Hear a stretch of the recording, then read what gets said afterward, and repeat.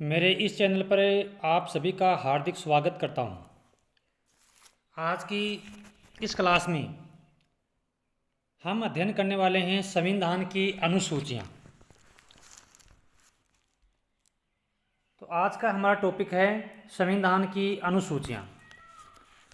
जैसा कि हमारा जो मूल संविधान है, यानी जब संविधान का निर्माण हुआ था तब संविधान के अंतर्गत 8 अनुसूचियों को शामिल किया गया था ना। संविधान में अनुसूची कितनी थी? 8 अनुसूची। और आज वर्तमान में संविधान के अंतर्गत अनुसूचियों की संख्या है वो 8 से बढ़ करके 12 अनुसूचियां हो गई हैं। तो वर्तमान में भारतीय संविधान के अंतर्गत जो अनुसूचियों की संख्या है वो है 12। तो मूल संविधान में अनुसूची कितनी थी? 8 अनुसूची। और वर्तमान संविधान में अनुसूचियों की संख्या है 12। अब हम यदि पहली अनुसूची की बात करें तो भारत के राज्य तथा केंद्र शासित प्रदेशों के राज्यों की जो सूची है वो पहली अनुसूची के अंतर्गत दी हुई है। यानी भारत में कितने राज्य हैं, उन राज्यों की सूची और केंद्र शासित प्रदेशों की जो सूची है वो हमें पहली अनुसूची के अंतर्गत देखने को मिलती है। तो पहली अनुसूची के अंतर्गत भारत के राज्य और केंद्र शासित प्रदेशों की जो लिस्ट है वो उसमें दी हुई है। दूसरी अनुसूची के अंतर्गत केंद्र व राज्यों के कुछ पदाधिकारियों के जो वेतन भत्ते हैं उनका वर्णन किया गया है। अब किन किन का, कौन कौन से पदाधिकारियों का? तो केंद्र और राज्य सरकार के अधीन कुछ पदाधिकारियों का जो वेतन भत्ते हैं उनका जो वर्णन है वो दूसरी अनुसूची में दर्शाया गया है। तो केंद्र सरकार के अंतर्गत राष्ट्रपति, राज्यसभा का सभापति, राज्यसभा का उपसभापति, लोकसभा अध्यक्ष, लोकसभा उपाध्यक्ष, सीएजी यानी भारत का नियंत्रक एवं महालेखा परीक्षक, कंट्रोलर एंड ऑडिटर जनरल, इसको सीएजी कहते हैं, और सर्वोच्च न्यायालय के न्यायाधीश, यानी इनके वेतन और जो भत्ते हैं वो दूसरी अनुसूची में दिखाए गए हैं। और ये जो पदाधिकारी हैं वो केंद्र सरकार के अधीन आते हैं। फिर हम बात करते हैं राज्य सरकार। राज्य सरकार के अंतर्गत राज्यपाल, विधान परिषद के सभापति, विधान परिषद के उपसभापति, विधानसभा का अध्यक्ष, विधानसभा का उपाध्यक्ष और हाई कोर्ट के जो न्यायाधीश हैं, यानी उनके जो वेतन भत्ते हैं उनका वर्णन भी दूसरी अनुसूची में दिया गया है। तो भारतीय संविधान की जो दूसरी अनुसूची है उनके अंतर्गत केंद्र और राज्य के कुछ पदाधिकारियों के वेतन भत्तों का जो वर्णन है वो उसमें दिया हुआ है। केंद्र सरकार के ये पदाधिकारी हैं और राज्य सरकार के ये पदाधिकारी हैं जिनका वर्णन हम पढ़ चुके हैं। आगे आते हैं हम तीसरी अनुसूची के अंतर्गत।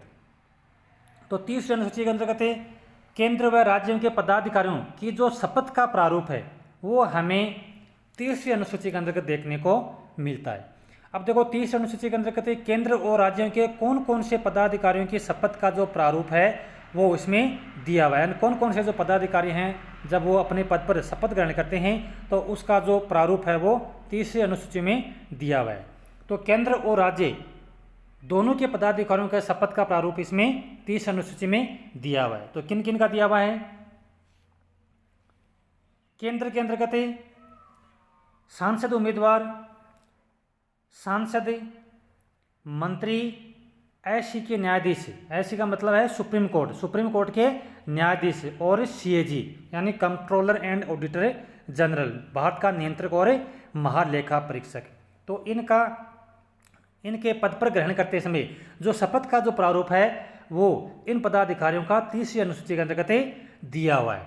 फिर राज्यों के अंतर्गत विधायक उम्मीदवार, विधायक, मंत्री और एससी के न्यायाधीश यानी हाई कोर्ट के जो न्यायाधीश हैं उनकी शपथ का प्रारूप संविधान की तीसरी अनुसूची के अंतर्गत दिया हुआ है। तो तीसरी अनुसूची के अंतर्गत केंद्र और राज्यों के जो पदाधिकारी हैं उनकी शपथ का प्रारूप हमें देखने को मिलता है। यानी ये 5 केंद्र के पदाधिकारी हैं और ये 4 राज्यों के पदाधिकारी हैं, उनकी जो शपथ का प्रारूप है वो इसमें देखने को मिलता है। अब देखो, इसमें नोट करने योग्य बात यह है कि राष्ट्रपति, उपराष्ट्रपति, राज्यपाल की शपथ का जो उल्लेख है वो तीसरी अनुसूची के अंतर्गत नहीं दिया हुआ है। ये हमें ध्यान रखना है। अब देखो, थोड़ा सा इसमें अपना और ध्यान दे लें। राष्ट्रपति है, राष्ट्रपति का जो वर्णन है वो हमें संविधान के अनुच्छेद 60 में मिलता है। यानी अनुच्छेद 60 संबंध है राष्ट्रपति से। उपराष्ट्रपति का जो वर्णन है वो संविधान के अनुच्छेद 69 यानी 69 में उपराष्ट्रपति का वर्णन मिलता है। राज्यपाल का जो वर्णन है वो हमें संविधान के अनुच्छेद 159 यानी 159 के अंतर्गत राज्यपाल का वर्णन मिलता है। तो साथ साथ हमें यह भी ध्यान रखें कि राष्ट्रपति का जो उल्लेख है वो वर्णन है वो संविधान के अनुच्छेद 60 में, उपराष्ट्रपति का 69 में, और राज्यपाल का जो वर्णन है वो हमें संविधान के अनुच्छेद 159 यानी 159 में मिलता है। और इन तीनों ही यानी राष्ट्रपति, उपराष्ट्रपति और राज्यपाल की जो शपथ का उल्लेख है वो 30 अनुसूची में नहीं दिया है, तो बल्कि 5 तो ये केंद्र के पदाधिकारी हैं और 4 ये राज्यों के पदाधिकारी हैं। उनका जो प्रारूप है वो संविधान की 30वीं अनुसूची के अंतर्गत दिया हुआ है।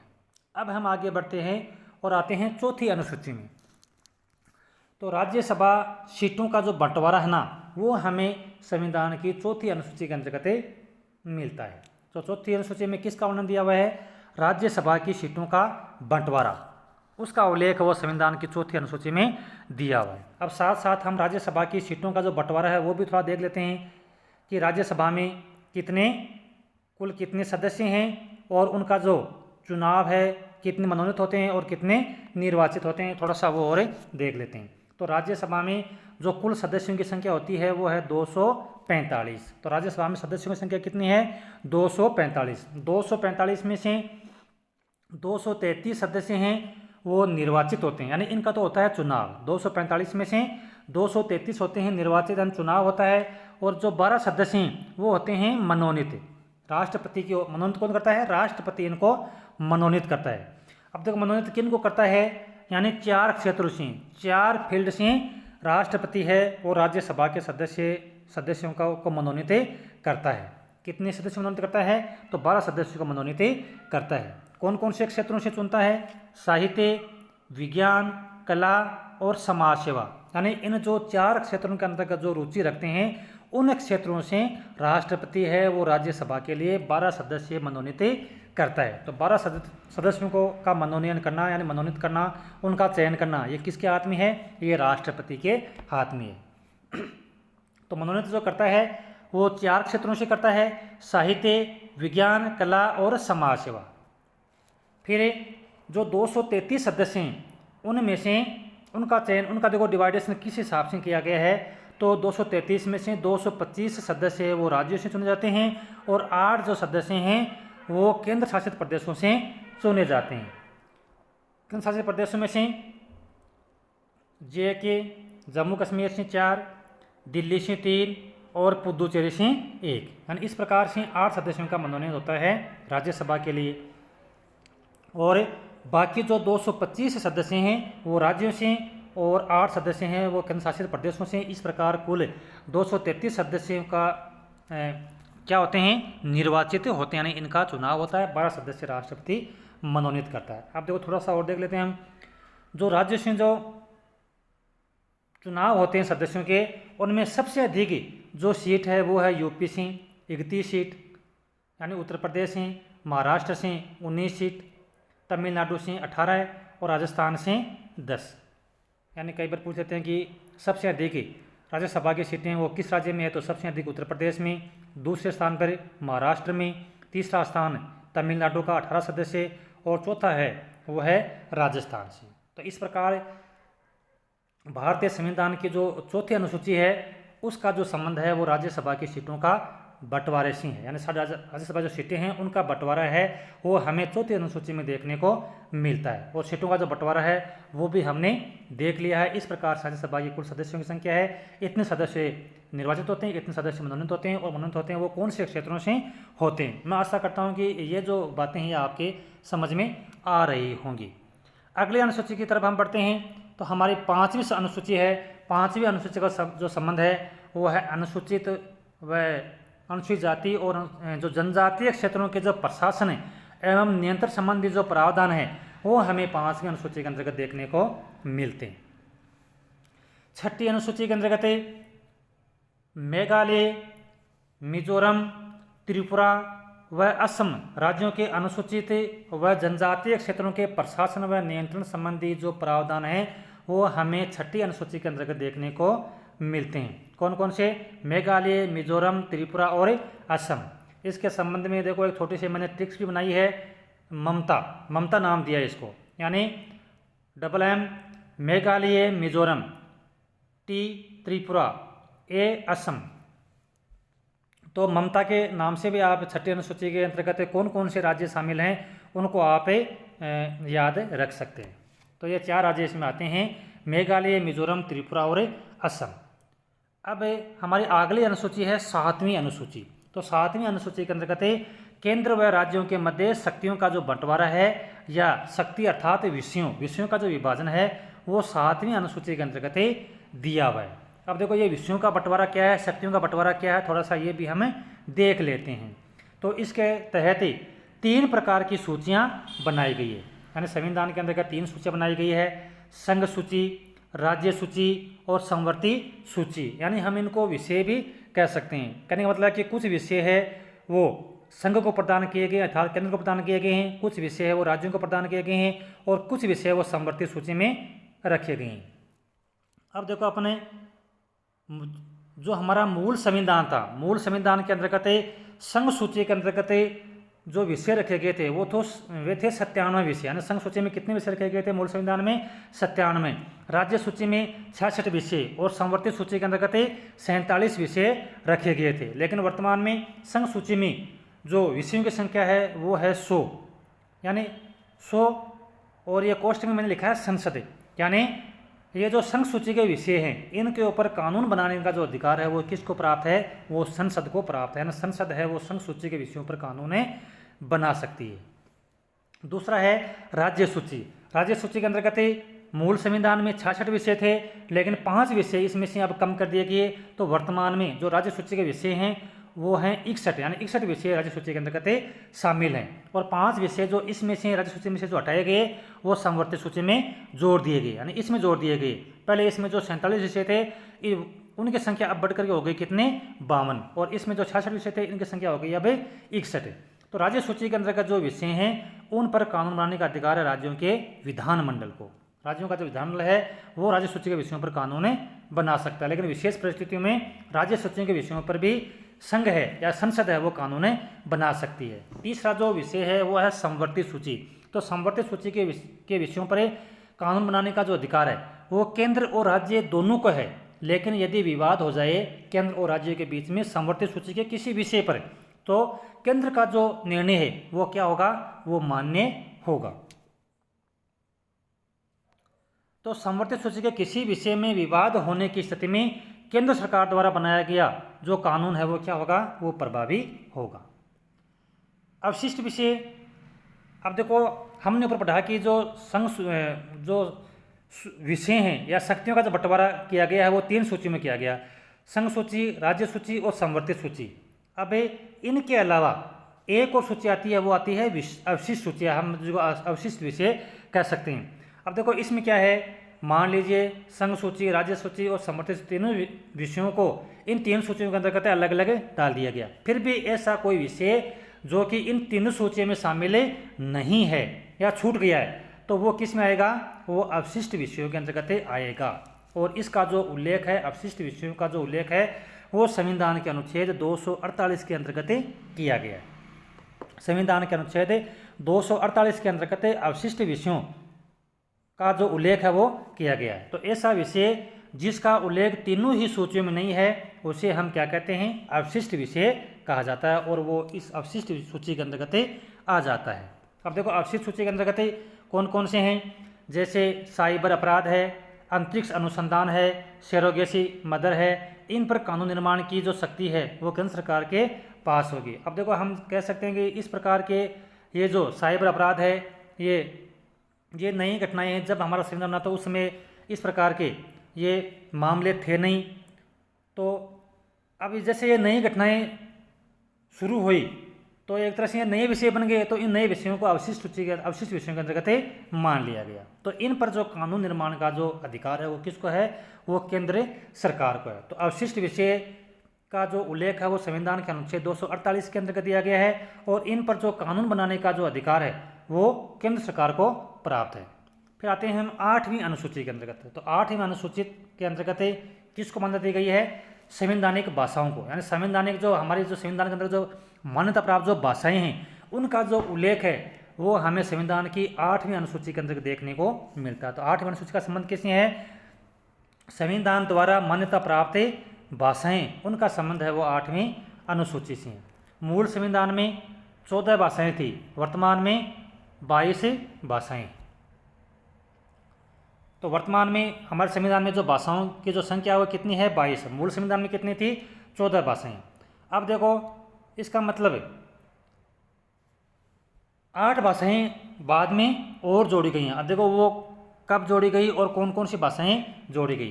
15वीं भाषा जोड़ी गई थी सिंधी भाषा, और ये 21वें संविधान संशोधन द्वारा 1967 में जोड़ी गई थी। तो 14 के बाद में 15वीं जो भाषा थी वो सिंधी भाषा और 21वें संविधान संशोधन के द्वारा 1967 में जोड़ी गई। फिर 16वीं, 17वीं, 18वीं भाषा थी नेपाली, मणिपुरी और कोंकणी। ये 3 भाषाएं जोड़ी गई थी 71वें संविधान संशोधन 1992 के अंतर्गत। ट्रिक देखो इसमें मैंने लगाई है नमक, यानी नेपाली, मणिपुरी और कोंकणी, ये 3 जो भाषाएं हैं वो 71वें संविधान संशोधन 1992 के द्वारा संविधान में जोड़ी गई थी। फिर 4 भाषाएं और बोडो, डोगरी, मैथिली और संथाली, ये 4 भाषाएं 92 संविधान संशोधन 2003 के द्वारा ये 4 भाषाएं और जोड़ी गई थी, यानी जिसको हमें BDMS नाम दे सकते हैं, बोडो, डोगरी, मैथिली और संथाली। ये 4 भाषाएं 92 संविधान संशोधन द्वारा 2003 के अंतर्गत संविधान में संशोधन करके ये भाषाएं जोड़ी गई थी। तो इस प्रकार ये 8 भाषाएं बाद में जोड़ी गई थी। तो वर्तमान में जो कुल भाषाओं की संख्या है मान्यता प्राप्त है वो है 22।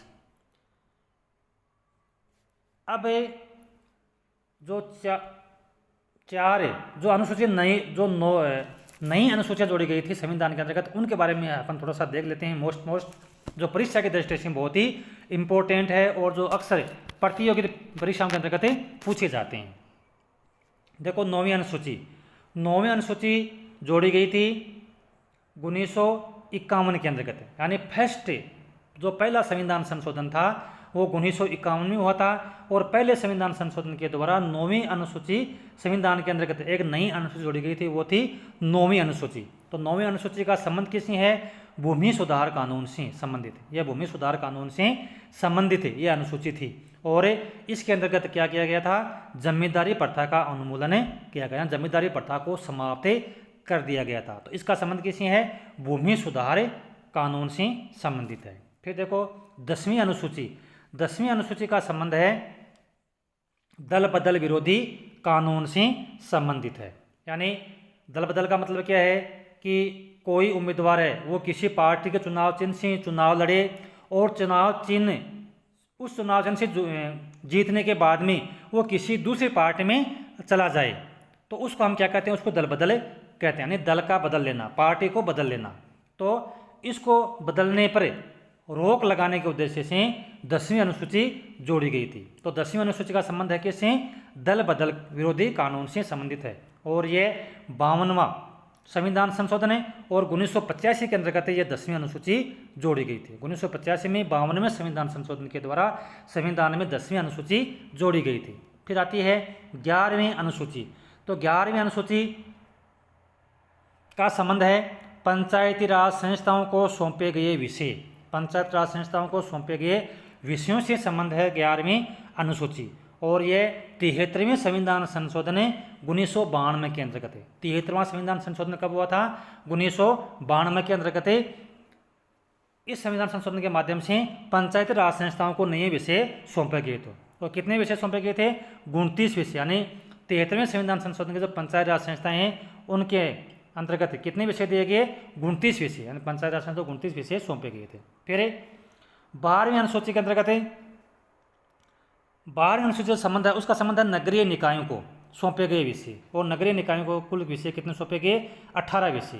तो नगरीय जो 74वां संविधान संशोधन है जो कि 1992 में हुआ था, और उसका संबंध है 12वीं अनुसूची से, और इसमें जो विषयों की संख्या है वो है 18। तो ये था आज का हमारा टॉपिक अनुसूची से संबंधित है। तो ये चतुर्थ श्रेणी जो हमारी जो कर्मचारी भर्ती से संबंधित है उसके अंतर्गत ये सिलेबस में दिया हुआ है, और इसको मैंने बहुत ही अच्छी तरह से तैयार किया है कि कोई भी जो प्रश्न है जो कंपटीशन या प्रतियोगी परीक्षाएं पूछा जाए और इससे बाहर नहीं, यानी सभी जितने भी जो इम्पोर्टेंट प्रश्न है सभी को मैंने इसमें कवर करने का प्रयास किया है। तो ये जो आज का जो टॉपिक है ये न केवल चतुर्थ श्रेणी कर्मचारी भर्ती से संबंधित है, बल्कि जितने भी प्रतियोगी परीक्षाएं जिसके अंतर्गत अनुसूची से संबंधित है वो सभी परीक्षाओं के लिए बहुत ही उपयोगी है। तो मैं आशा करता हूँ कि आज की इस क्लास में ये पढ़ाया गया टॉपिक बहुत ही आपको अच्छा लगा होगा। यदि अच्छा लगा है तो आप मेरे चैनल को सब्सक्राइब करना न भूलें, और इस वीडियो को आप अधिक से अधिक लाइक करें और अधिक से अधिक शेयर करें।